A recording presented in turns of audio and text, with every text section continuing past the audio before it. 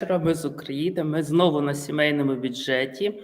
Наш сьогоднішній лайв, мабуть, багатоочікуваний, тому що коли ми проводили лайви по різним країнам, ми провели лайв по Великобританії, і нагадаю, що він був про бізнес, там як відкрити рахунок, як відкрити компанію і так далі. Я розумію, що не всі українці в Британії відкривають прямо зразу бізнес, і багато з вас просили нас про цей лайв, де ми маємо з вами поговорити про employment, про податки, про навчання в Британії і про багато інших практичних речей. Ми для вас зібрали дуже зірковий склад спікерів в плані тому, що вони всі давно живуть в Англії, Британії, а вони мають відповідні ліцензії, якщо це ліцензія юриста чи ліцензія бухгалтерська, і відповідно ми зробимо сьогодні дуже широке таке покриття різних тем. Я нагадаю, як в нас зазвичай проходять лайви, якщо у нас вперше. Ви дивитесь, слухаєте спікерів і можете писати питання в чаті. Ми ці питання в чаті обов'язково після того, як спікери виступлять, ми на них дамо відповідь. І також буде запис події. Якщо вам треба поділитись потім з вашими друзями, знайомими, родичами, будь ласка, ви їм можете вислати запис. Сьогодні в нас широкий спектр тем, от тільки хіба що ми не затронемо там бізнес і відкриття там рахунку, бо це вже, нагадаю, було. А так, якщо ви живете або збираєтесь жити в Британії, то буде дуже багато корисної інформації. Налаштовуємося, пишемо питання в чаті. Ну і, звісно, ставимо лайки нашому лайву, якщо він вам буде корисним, я про це нагадаю. На тому я радий представити нашу першу спікерку Оксану. Єдине, скажу одразу, що в нас сьогодні двомовний лайв. Спікери будуть виступати англійською мовою. Якщо ви хочете жити в Британії, ну то ви маєте розуміти і розмовляти англійською.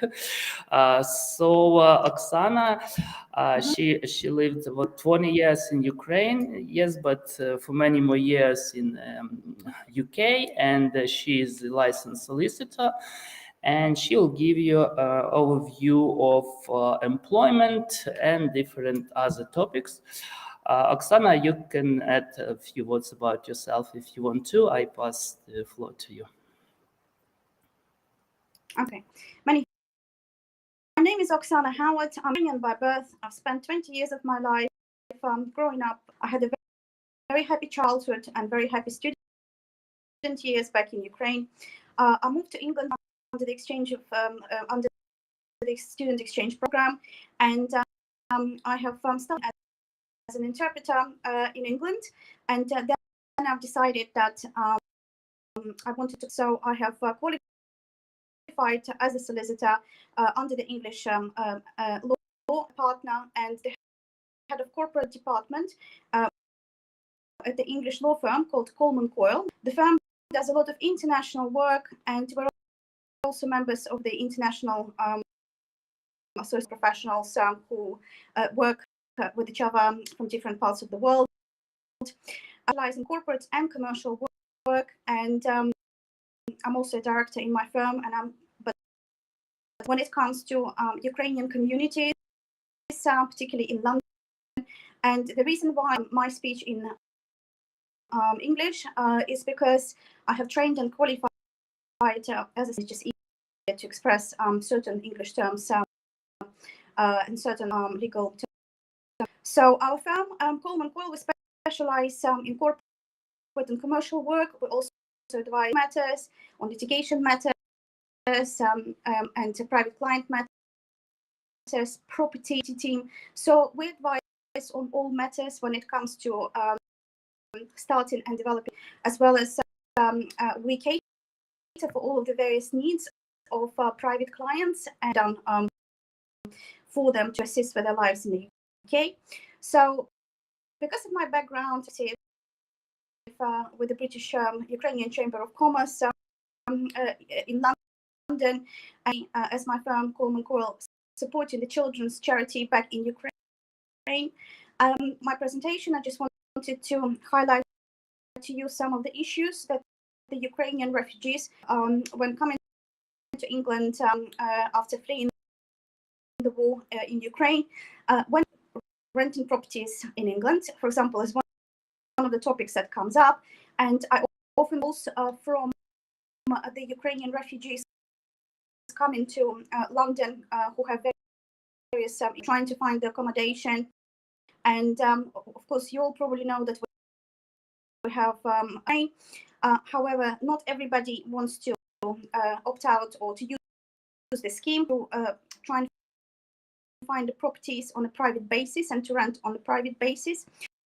To be aware of, if they're trying to find somewhere to rent on a private basis, is that high requirements in terms of their income and in terms of their finances from the land. So there is a couple of options. You either need to have an income which is at least double the amount of the monthly rent payments.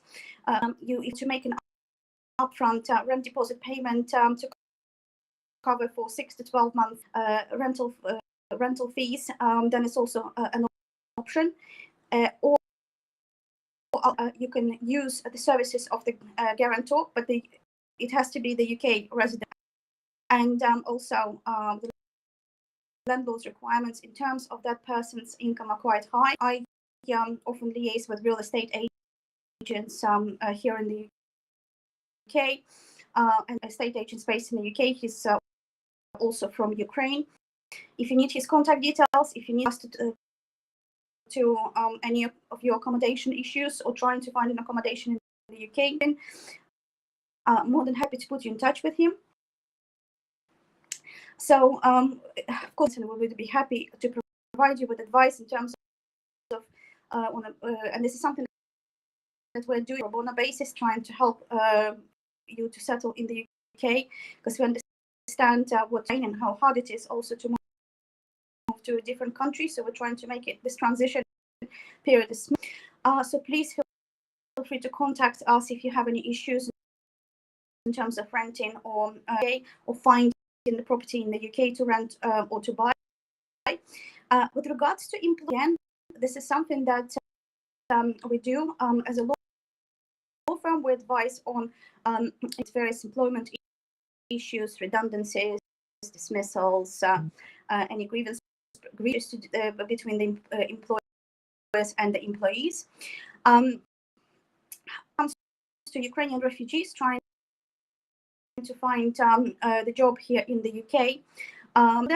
There is a program in the UK whereby the companies send their job offers to the Department of Work and Pensions, and the Department of Work and Pensions job offers to the local job centres, and the refugee and the Ukrainian refugees can come to the job centres, or they can come, and they're likely to find some help in terms of advice on us for the jobs. So that is an option. You can also contact you are not able to work, or you can't find work to start with and you need to claim benefits. You would be able to get assistance from the job center with as well. So I think main topics that I was going to cover, just sort of looking at it from the view. As I said, if anybody has any questions whatsoever, please, would be happy to help. And just to point something out, whilst we're an English law firm, even though I'm from Ukraine and I'm qualified as an English lawyer, we also have a consultant working with us, Yuri Shilov. He's also joined us today.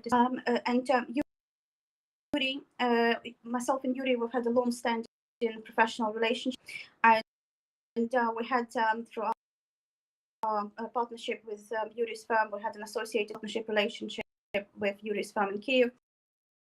Now Yuri lives in London, and Yuri is very happy to provide some advice or assistance when it comes to practical advice and general issues that they face when they're trying to settle and move into the UK, as well as he can provide advice in terms of nuances concerning any of the Ukrainian matters or for example, any businesses left behind in Ukraine, to do with any issues which are associated with the Ukraine. So I think that's me done, unless anybody has that. Oksana, thank you. There were some issues with sound, but I pretty much understood everything. I was trying to comment also what you said, just to make some bullet points. Okay, let's continue. I'm gonna pass the the microphone to Tetyana. I know many of you has text questions, and we even prepared some text questions before this live and presented them to Tetyana. So let's have the overview of taxation for Ukrainians and for UK residents. Tetyana, please. Lubomir, it's better go straight to the questions. I know already, whatever I say now, it doesn't matter. People like questions, and we have lots of questions already. So I know, like, my topic is always very hot. Everyone, I don't think like tax, but have to pay tax. At the end of the day, you don't have to like them, but you have to pay them, unfortunately. So yeah, let me introduce myself. Can you hear me now? Yeah, I know that Oksana had some issues, so I'll try to Yes, slowly. Your sound is better. Yeah. So my name is Tetyana Charlotte. I'm from Kyiv, from Ukraine. I moved to London in 2009. Yeah, so I got married, and I had to move. When I moved to the UK, I didn't have any, we didn't have as much support, and Oksana can confirm, as you have now, guys. For you, of course, circumstances are different, and I understand it's very hard time for you. However, the amount of support, care you have nowadays are massive. Me and Oksana didn't have anything, like you have now. So please grab opportunity, get in touch with me and Oksana and Yuri, because we can talk in general terms. Yeah, I can say that tax are important, as I already said so. So yeah, let me introduce myself then. I'm a bit trying to cover everything. So I moved to the UK in 2009, and I'm qualified accountant in Ukraine. But then when I moved, I said, okay, what do I do next? So what I've done, I obviously, I had like extra qualification. I did the ACCA and CTA courses. So I'm fully qualified now in England as well as in Ukraine. However, in tax and probably in law as well, in tax, I am able to give you advice from UK side, not from Ukrainian. So this is why you have to sometimes, because I have questions, so can you advise me in Ukraine as well? No, I can't. I can only advise you on the UK law, because I'm qualified here, and any advice will be in respect of the United Kingdom. And sometimes you have to seek legal and tax advice in Ukraine.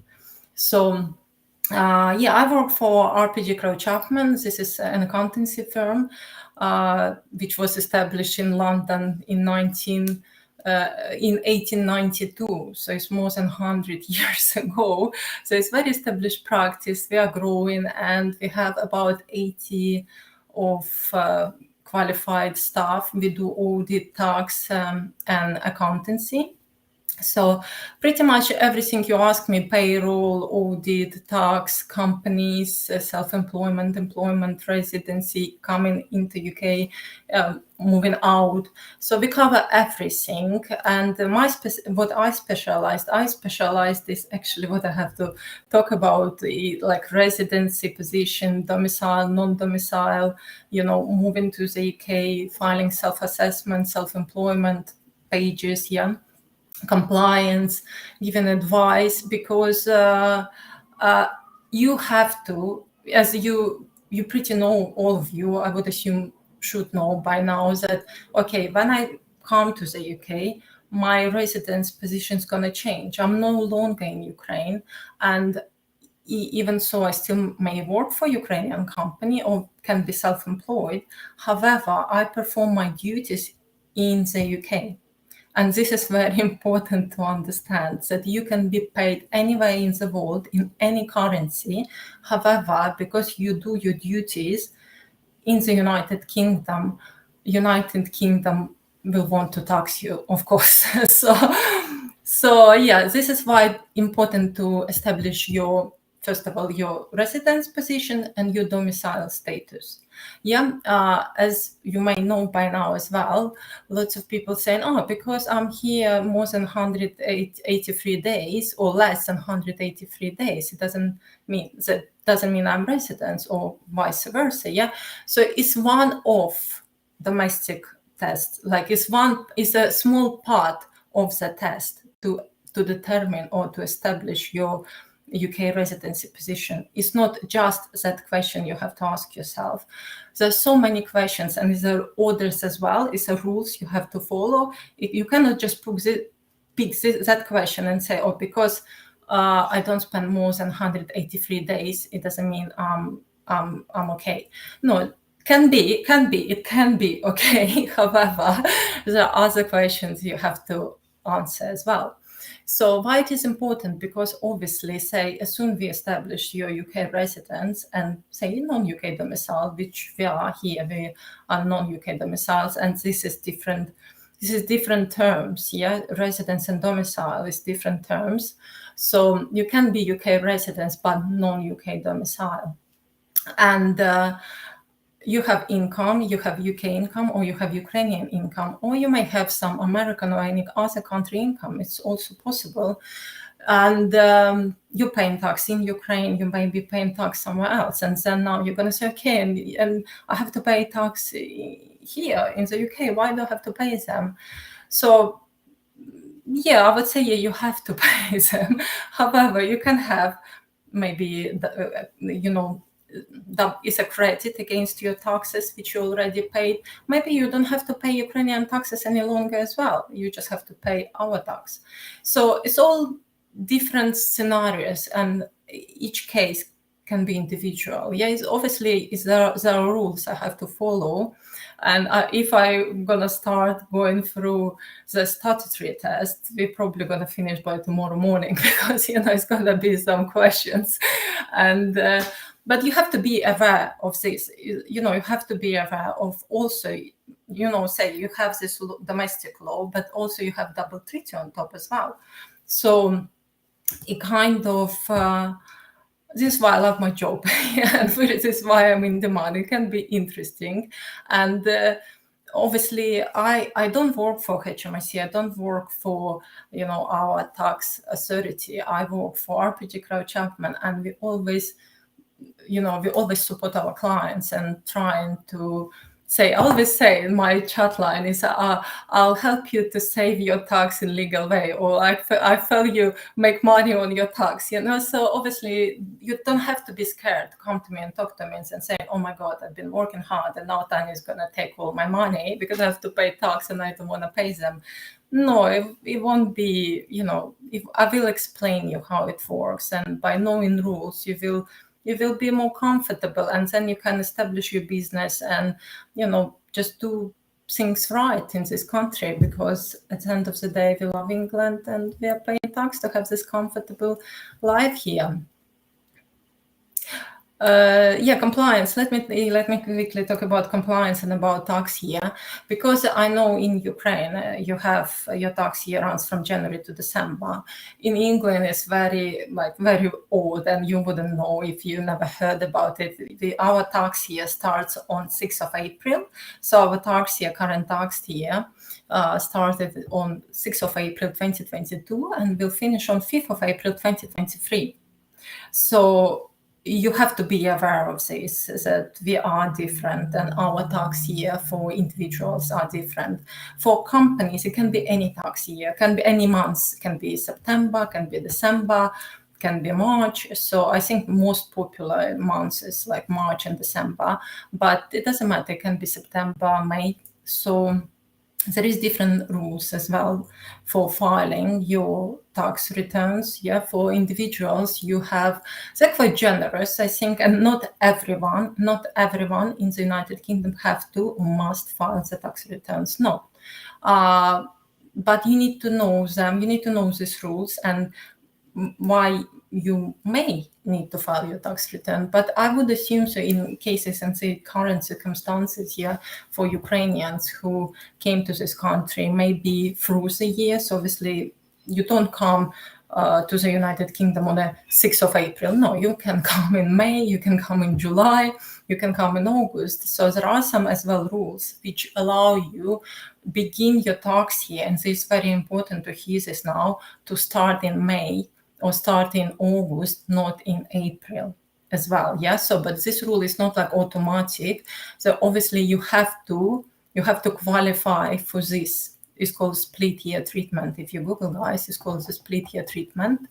So there are some rules, and as I said, it's not as scary as it sounds that I have to pay lots of taxes now. No, you maybe have to declare your income, and you may not have to pay taxes. This is also possible.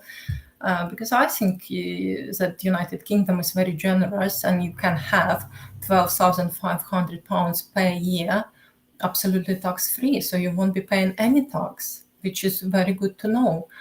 So your income may be covered by this allowance.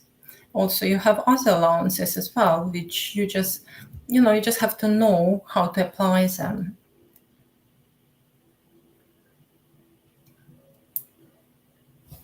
Lubomir, any questions, any other questions? Or, I do have some questions, and I know it's a very complicated topic, but I'd rather pass the microphone to Yuri.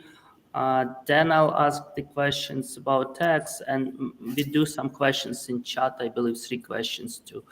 But Yuri, we discussed with you the topics around real estate. Like Oksana mentioned, you can rent, but you can also buy real estate. You know it's expensive, but still tell us how. And I know many people come, especially women come with children, so it's a school year. You can cover this topic as we discussed. Please go on. Любомир, дякую за запрошення в першу чергу.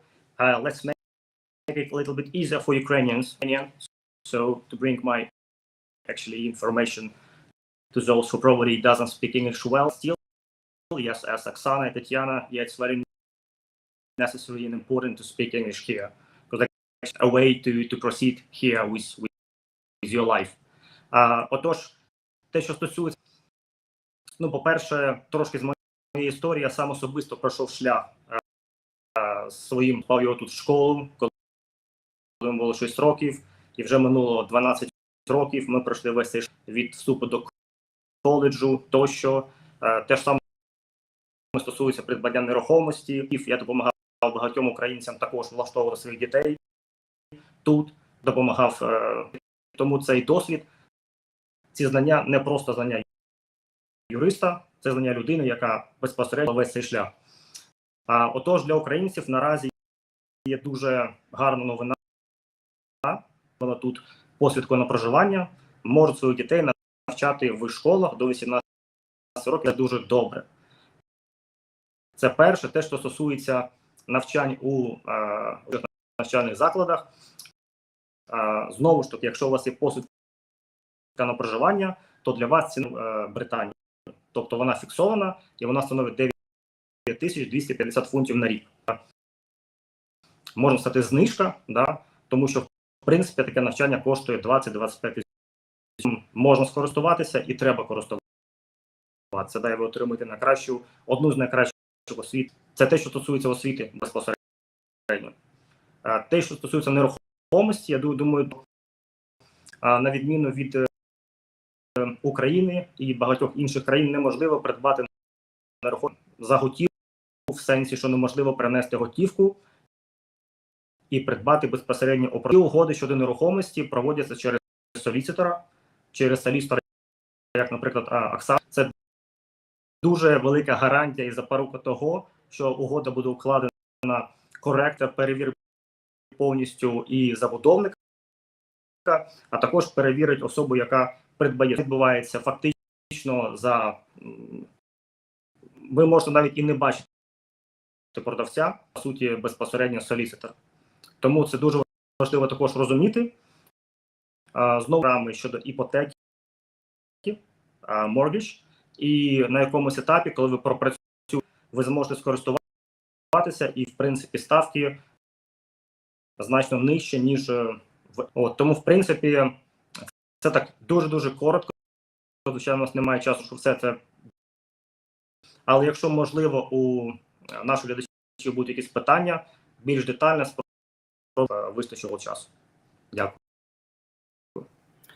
Юрій, я тоді одразу ще питання вам задам щодо фінансової допомоги. Наскільки я знаю, вона є. Можете поділитися, там, скільки вона триває, якщо знаєте там розмір виплат, то теж. Так, всі українці, які прибувають сюди, які прибувають за схемою Homes for Ukraine, отримувати фінансову допомогу. Вона розраховується, в принципі, так, як і для громадян Британії. Вона розраховується з розрахунку, наприклад, для людини після 25 років, людина отримує 4 фунти на місяць. Так, це основна виплата. Також є, до прикладу, парою, то сума вже становить там 525 фунтів на місяць. Перше, це 290 фунтів. Тому, в принципі, якщо у вас є також батьки чи люди, за якого держава передбачає додаткові виплати. Тому, наприклад, мати отримувати, наприклад, там до 900 фунтів на місяць. При тому, що ви будете мешкати, в принципі, то цих грошей досить для того, щоб, в принципі, проживати і годувати і дітей, і, в принципі, гроші це точно. Тому, в принципі, така програма існує. Є певний шлях через це спеціальна організація по трудовлаштуванню, по суті, українців, яка також допомагає влаштовувати українців на роботу. В чому великий плюс? В тому цілу низку безкоштовних курсів. Да? Тобто людина може отримати додатково вивчити якийсь новий предмет для себе і після цього вже йти працювати. Тому розроблений був не для українців, а для британців, але українців в цьому сенсі переробив дуже добрий і такий зручний шлях допомоги українцям, які сюди прибули.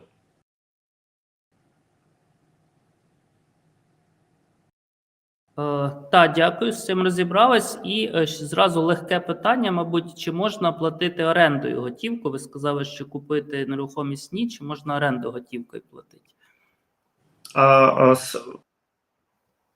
Скажімо так, всі вважають, що все ж таки краще платити з розрахункового рахунку.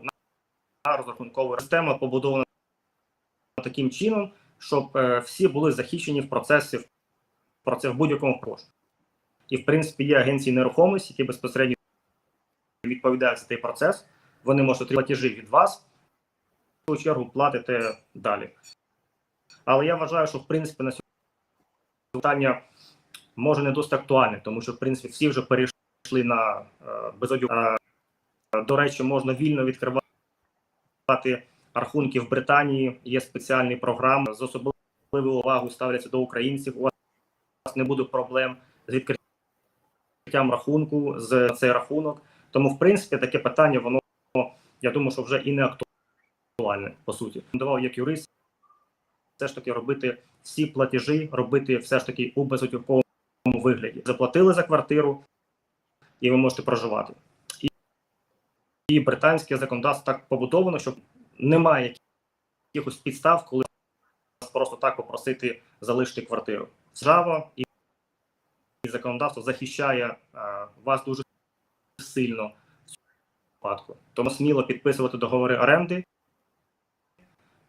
Вони не будуть розторгатися через день чи через день. Я закликаю всіх робити це офіційно через агенцію нерухомості. Не робити це в приватному. Дякую. Я думаю, у нас є пару питань в чаті. У мене є важливе питання до Тетяни, навіть два. Tanya, so the first question is, let's imagine the family of Ukrainians that comes to UK with some savings. It could be a big amount, say 100,000 pounds. And they come, they want to show that taxes already paid. Is there some kind of like opening declaration that they can show this, have this savings, and they should not be taxed twice in UK. Yeah, Любомир, let me reply as well to Андрій. Ми розмовляємо українською мовою. Я і Оксана, ви розмовляємо, володіємо українською мовою. Ви можете звертатися до нас і прийти на консультацію, і ми будемо спілкуватися українською мовою. Але коли we do public speech here, because we qualified in English and producing all our documents in English as well, it's much easier to speak English. However, it doesn't mean we can't speak Ukrainian or we don't understand Ukrainian, we do. And Andriy, you have very great support here, which, I disagree with your comments that this is hilarious what we do, and because we speak in English, we can speak Ukrainian as well, very well. So, Lubomir, of course, when you move to the UK, and lots of people, when they move to the UK, they have capital. So they have funds that they already saved, or they pay taxes, or maybe some money been gifted to them by their parents. So you have capital, it's called clean capital. And before you move to the United Kingdom, it's good to... It's a bit interesting. It's good to clean, like it says, it's good to, like say, you have to separate your bank account with clean capital and with income or other gains. So ideally, you should have, say, prior move to the United Kingdom, you should have 3 bank accounts in Ukraine. You should have your clean capital, where is money, you just separate them. You just open 3 separate bank accounts prior you move. Or when you just move, say, okay, you just move to the United Kingdom, you have your clean capital account where this money being, as I said, the clean money, the tax already been paid in Ukraine, the money maybe been gifted by your parents, grandparents. So this is your clean capital before you become UK resident.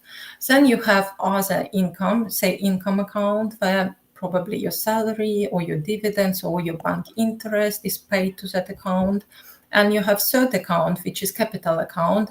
Say, perhaps you're going to sell your flat in Ukraine or house. It's for any assets you're going to sell, maybe shares. So it's better to have these 3 separate accounts. Then, as well, I know it's another question will be about remittance basis as well. This is very important when you're going to claim remittance basis, to be able to demonstrate where money coming from and where do you keep them. So if you keep them in one account and everything goes clean capital, bank interest, dividends, sell proceeds from my flat, then these funds become mixed funds. And mixed funds, to take this money to the United Kingdom, to remit this money, there are special rules and they're more complex. So this is why it's important to clean money, to make separation. However, if you move to the UK and you had your cash with you, I don't know, £10,000, obviously this is clean capital which you bring with you. You just keep it, you can spend it, and you just have to be able to demonstrate, in case of inquiries, you have to be able to demonstrate that this money actually, you earned prior moving to the United Kingdom. There is no special declaration you have to declare them. However, HMRC may inquiries, so you should keep your bank statements, you should keep that origins of this money and should be able to demonstrate where this money coming from. Okay, fair enough, thank you.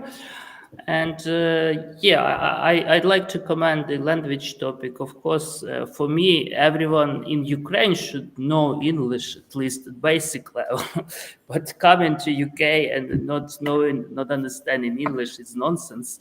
So also, all legal documents, guys, all legal documents you're gonna have in English. They're not gonna produce your legal documents in Ukrainian. It's unless it's going to be customized service, which we have to translate or pay for translation, etc. You have to, you learn English as you go, and by listening and learning, you will understand more, which is absolutely fine. But we speak, what I'm saying, we speak Ukrainian as well. It's not like we cannot speak Ukrainian and here we're doing something, ridiculous. We don't. We know Ukrainian language very well as well. Okay, I think the language issue is sorted out. So let's come back to tax and school. Tanya, one more very important question. I know Ireland, I guess it was the tax authority said, okay, if you are Ukrainian, but you don't have any income in Ireland, just, Ukrainian income, we are not going to tax you this year, no matter if you live here and etc. Is there anything like that prepared in UK? And if not, do you see this as a viable option at all? If a person, say, the IT specialist who temporarily in UK, but who has the income to his Ukrainian bank account? Yeah, I know. I had this as well. Some of my clients, they sent me this information as well, showing, look, what's going on in Ireland. Do you have something here? No, as far as I'm aware, we don't have anything similar here, unfortunately. So you still have that, like, say, general rules you have to follow, and there is no exemptions because you're Ukrainian, say, or you're Spanish, yeah, or this just have to follow the same pattern, the same, like, say, standard procedure of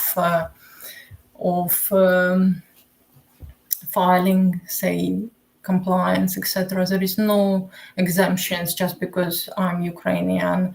I'm exempt from paying tax for 1 year. You may be, but it's all under general law. You don't have any exemptions like Ireland did.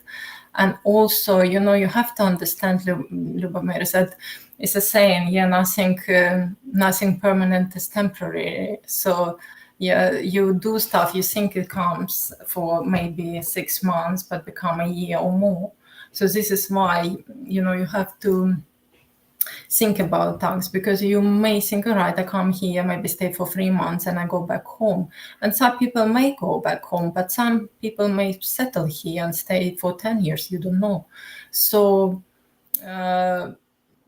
you should seek legal advice, and especially in tax, because as I said before, your employer may be in Ukraine. However, this employment is not where your employer is based, it's where you perform your duties, and you perform your duties in the United Kingdom. Yeah, so this is why very important to establish your position clearly in respect of tax, where do I have to pay and why and what. And also with self-employment, I know we had some questions about self-employment. Self-employment is I am a business. Me is his business. Business. This is business. Is me. I work at home on my laptop. This is where I'm doing job, and I'm doing job in United Kingdom. I'm not doing job in Ukraine any longer. So you cannot be self-employed in Ukraine any longer because you're self-employed in England now. So you can have, as I said, clients all over the world. It doesn't matter where your client's based and which currency they are paying you, because you're doing your job here in London. It doesn't matter where, So this is where you have to pay your tax. This is where you have to report and become self-employed here. Okay, I guess that's clear, and I think that was helpful for some of our listeners, because this is the question I hear often. We're gonna go question by question, and I'll read, and then you decide who is the best speaker for that. We have question from Yehor. What documents I must have to become a driver, a personal trainer, entrepreneur and breeder? That's quite a pool of professions, but let's address driver and personal trainer then. I would say I will call that question as well. I said he wants to be self-employed. So when you want to become self-employed, and in England, I know it's different to Ukraine, you can be self-employed and employed at the same time. And today when girls asked me, how can I do that? I said, you just have your set hours during day from, 9 to 5, or maybe you're doing shifts, and then in your spare time you do your self-employment. So that's fine. So obviously how you fit two together, I don't think so HMRC cares, but you can do it. Yeah, and I know people, they do this. Obviously you become very busy, but if you want to be employed and self-employed, this is possible. possible. And I actually recommend this, because when you become self-employed, you're going to invest lots of money and time, and I wish you will be profitable straight away, but as you know, you probably won't be profitable. So it's good that you have your annual, say, your month-to-month income, which will cover your expenses. However, as you have your entrepreneur's idea, or you want to do business, please do as well. No one's stopping you. You don't have to be or employed or self-employed. So to be self-employed, you just need your NI number, national insurance, which is the same number you need to be an employed person. So first of all, you should register with HMRC. You should receive your national insurance number, which will be given for you once for your whole life. Then based on your NI number, you can apply for UTR number, which is unique tax reference number. And that number, with that number, you can file your self-assessment tax return, which will include self-employment. So why you can do actually as well, you can apply to UTR number straight away without having an NI number, but HMRC, it will just take longer. HMRC will come back and may ask you some extra questions. So it's better just to ask these questions by having UTR number, by obtaining the UTR number, the national insurance number. And then because you're already in the systems, and you have your national insurance number, which will link to your UTR number, that's all you need. Your business idea, you can start trading. Even so, you can start trading without UTR number, because as I said, tax year runs now from 6th of April 2022, will finish 5th of April 2023. You actually cannot file your tax return, but you can't do anything now. You only can obviously register as self-employed. Then you just can keep all your receipts, keep track, do bookkeeping, have your separate account. I would advise to open up your separate, which I call business, just for yourself account. Don't have to go bank and say, I want to open my business account, because they're going to obviously give you a list of extra questions and will charge you for this. When you're self-employed, there is no obligation. You need a separate business account. You can have your normal bank account. However, by the end of the year, you're gonna say, okay, I mixed all my money, my personal, my trading. What did I pay £10 for? What did I pay £20 for? What was that? But to have a separate bank account, it's good that you give this account to your clients. Obviously you account for cash people give you, then you keep all your receipts for expenses. So by 5th of April, you're going to say, okay, I'm ready. I have all my information. I have my income and expenses, and we can do my tax return. So it will be after 5th of April, 2023. So you have time to file your tax return and pay your taxes, if any, by 31st of January, 2024. So there is plenty of time to do this. So this is not like in Ukraine, you have to do per month, per quarter, and quite, it's okay for now. They're going to change. They're going to change in about 2 years' time. It will be slightly different system. However, at the moment, it's quite, I would say, simple and not as stressful as in Ukraine. So whatever you have to pay, why is better? Obviously, it's not, you don't have to do it on 31st of January. Why is better to do my ideal time is to do in end of, I would say, April, May, June. So, then okay, I'm comfortable. I know maybe I do some refund back. I don't have to wait until 31st of January. Then if I have to pay by 31st of January, okay, I have plenty of time to budget. I know I have to maybe put aside like some £200 per month. So I'm comfortable of paying tax at the end of the year. So this is why, as I said, it's not as bad as you think. It's just because you don't know rules, you feel quite stressed about it. This is how people, think about tax. That's how stressful.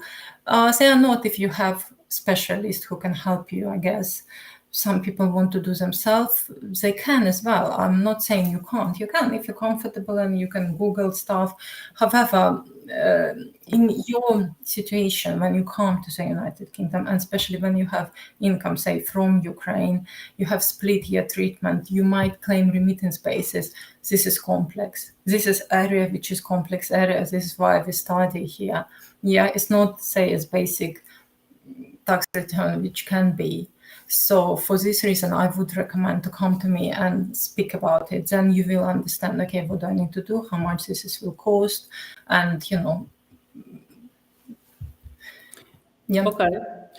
Just to remind our viewers that we do provide Tanya's, Oksana, and Yuri contacts in the description below this video, so you can contact them. And Tanya and Oksana started even the pro bono consultancy for Ukrainian refugees. One important question we have from Andrei.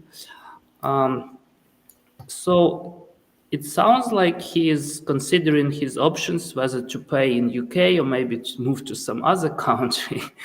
What else does make me pay taxes here in UK? So basically the question is, what is important? Like if his children go to school, is it the residency test? What is the most important for this residency test that makes people pay and declare taxes in UK?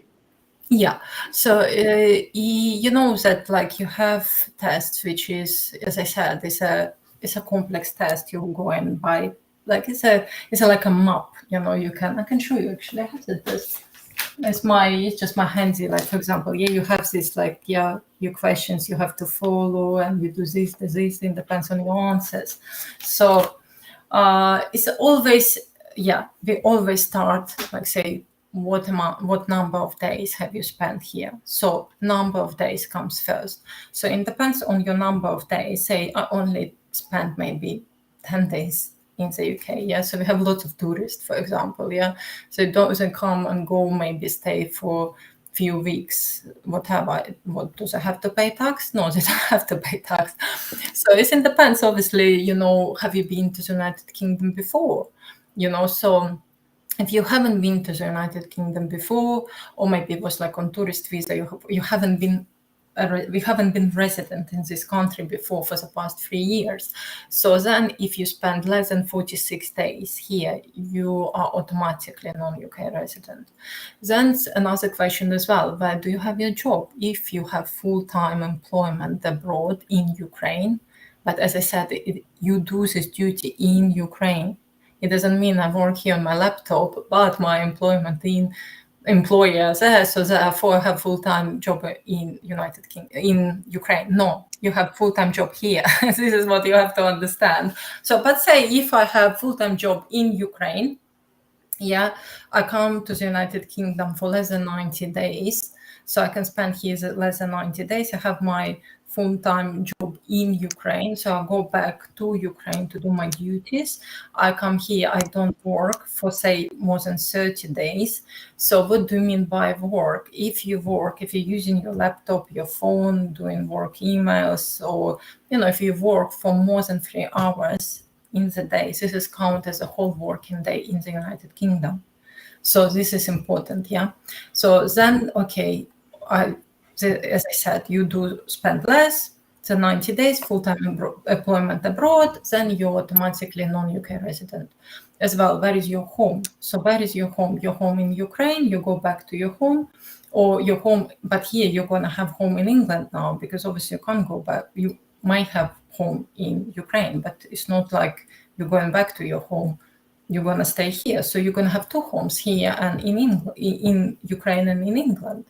So here you can't say, okay, you know, I can't really answer these questions. Then we go back to TIRE test as well, or full-time employment in England as well. So if you're full-time employed in England, you will be UK residents because you have job to do here. So you will be UK residents, or you have TIREs. Okay, we can't determine your position based on these questions, homework. We go to UK TIREs. UK TIREs is where is your family? Yeah, where is your family? kids under 18, your minor child, is she or he tax resident in the United Kingdom? Yes, you have TIA. Accommodation, do you have accommodation available to you for 91 days and you spend one night there? Then it's accommodation TIA. Do you work? So as I said, if you do any job on your laptop for more than 3 hours, you have UK work TIA. Yes, so 90 days TIA as well if you previously spent not more than 90 days in the United Kingdom. So you have like these TIAs, and the more TIAs you have, the less number of days you can spend here. And one of questions as well, automatically, if I spend more than 183 days in the United Kingdom, I will be UK resident. There is no exception, you can't escape after that. However, you, as I said, you may trigger that residency position much quicker than 183 days based on TIAs, yeah, and work and home and family, etc. So then this is how you determine your status.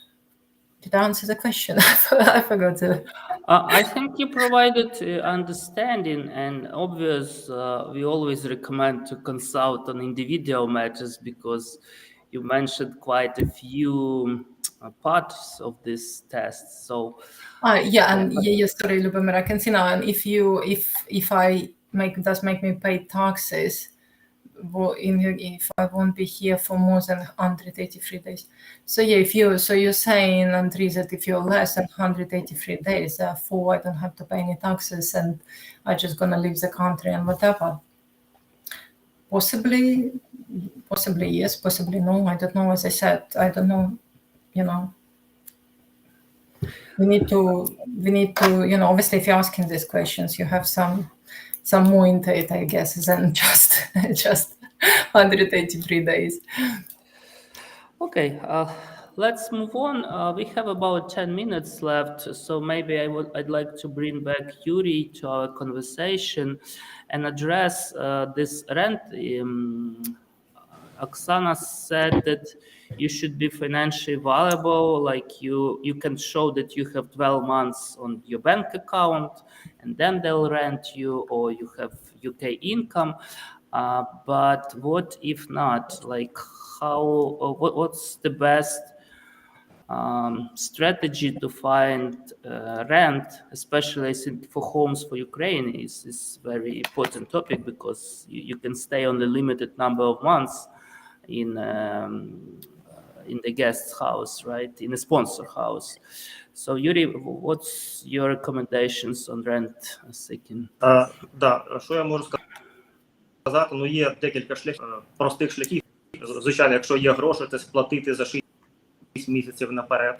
Це знову ж таки лендлорд повинен погодитися на це. За 6 місяців або за 12 місяців. Треба звертатися до місцевого council, да? Це як місцева рада, місцевий виконком. Допомогти, в принципі, можливо, навіть не сплачувати депозит. Вони також можуть допомогти. Це такий найбільш продуктивний шлях для тих людей, які заїхали for Homes for Ukraine. Да? Більш простий гроші сплатити наперед. Якщо їх немає, чи їх обмаль, то звернутися до кастах, містечках, місцеві канцели допомагають дійсно українцям домовлятися з лендлордом ситуацію і надають таку можливість орендувати.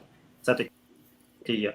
Друге, звичайно, програма розрахована на те, що українці почнуть працювати. І, в принципі, я думаю, що багатьох вже більше 40% українців знайшли собі роботу з тих, хто в'їхали сюди.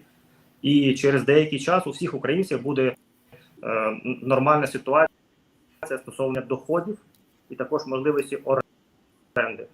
Тому, в принципі, просто розуміти, немає просто розуміти, як це працює. Тобто шляхи є. Не мічиться і людина не знає, що робити. Да, треба звертатися до канцелу, треба спілкуватися повністю. І я впевнений, що ви знайдете таку можливість. Також є програма житла, також можна її скористуватися. Тобто варіанти є насправді. Супер. І ще одне тоді питання до вас, Юрій, пов'язане з навчанням. Якщо спуститись на початковий рівень садочок або там пріскул, хто як називає, там 4-7 років, наскільки я знаю, в Британії це вже як такий пріскул. Чи може таке бути, якщо в Україні щось є поруч класний садочок, але там немає місць? І друге, наскільки легко взагалі звідти ці садочки, якщо там дитина пішла, але по якимось причинам їм не підійшов державний, приватний вони собі не можуть дозволити, але хочуть там через пару кварталів інший ходити. Якщо знаєте, то поділіться. Звичайно, прив'язка йде, в принципі, в багатьох країнах, як і в Україні, проживає людина. Це перше. Да? Місць, звичайно, може не бути. Нормальний процес також. Якщо далі по карті, да, де є інші місця для дітей також, з'єднуються, да, і хтось залишається з малюками, в принципі, коли інші батьки. Треба виходити від реальної ситуації. Вона є не тільки в Британії, вона є в багатьох країнах, тобто іноді місць, тому що в'їхало вже більше 150 тисяч людей точно, як ви казали раніше, дійсно в багатьох випадках це жінки. Ця проблема є, але вона знову ж таки вона вирішується, і ви можете шукати дитини чи дітей в інших садочках. Окей. І я думаю, що останнє питання у нас, воно буде адресовано вам двом. Я знаю, що в Америці, наприклад, там є різні community courses для людей, які приїжджають, не знають англійську, де там безкоштовні курси. І в нас теж Єгор в цьому напрямку запитує, там how to improve my speaking skills. Тобто, от де б ви порадили українцям, які приїжджають вчити англійську, окрім як, звичайно, там day-to-day life, можливо, ви знаєте хороші програми, чи, не знаю, там онлайн навіть можуть бути безкоштовні курси. Я думаю, що це питання до вас обох. Я вам скажу так, я паралельно також читаю людей в телеграм-чаті, не думаю, що чи можна, не можна його рекламуємо. Там також є спеціальний чат щодо вивчення англійської мови, і в таких городах чи українці, чи місцева влада, чи місцеві фонди організують такі курси для українців. Тобто вони є. Треба просто трошки пошукати місцеву раду, поспілкуватися з кимось, і ви 100% знайдете собі для... Це якщо коротко. Таня, може, хочете щось додати? Так. Моя сестра, she's gone to job seekers center and they're provided to her some courses. I know they're free and they're based on, they even created Ukrainian class, I know, at the school. So if you go to your job seeker center, see job allowances, correct me if I'm wrong, you know, how's it called? I haven't used them, so sorry. So she is, you know, she's on universal credit and she's claiming universal credit. And by claiming that universal credit, you go to your officer at the job centers and you can ask them, how can I improve my English? Are you able to, of course I want to work here, say, but to be able for you to find the job, you need to improve your English. So therefore, they should send you for, you know, they should find you some free courses, maybe in your community or some colleges, schools. And as I said, I know she was going to some Ukraine, like it was a class, just Ukrainians. So they set up class for Ukrainians and they were free. However, obviously, you know, there are so many schools in London as well. If you don't want to have free, you want to pay for them, you know, because I went to college as well in London when I moved. So, but they are, I know they're expensive. So it depends on your budget and obviously what you want, because some of them, you know, sometimes you need pass exams, say IELTS or other, you know, English exams, which will give you that qualification, which will be recognized worldwide as well. So take this opportunity because you're in England now, and maybe in the past you wanted to come here and study, but you couldn't because to pay for the visa and to pay, you know, this fees, accommodation, So maybe you might find some discount as well because you're Ukrainian. Just Google and find. So obviously, you know, in England, there are plenty of English courses, schools, and free and paid and etc. You just have to take, you know, you just have to look and find what is suitable for you.